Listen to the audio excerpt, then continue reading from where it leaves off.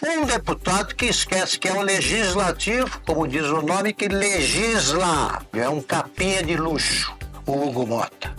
Agora, Augusto, se a resposta para a resistência do presidente da Câmara em pautar a anistia está em Patos, com receio da prisão do pai, da avó, da mãe, enfim, pede para sair, deixa o cargo. Ele levou uma prensa, esse é o nome, num jantar, onde disseram que ele teria problemas com o judiciário, que hoje controla o Brasil, teria problemas se ele ousasse agir como presidente da Câmara. Toda vez que eu olho a foto dele, ele me dá a impressão de que está de joelhos.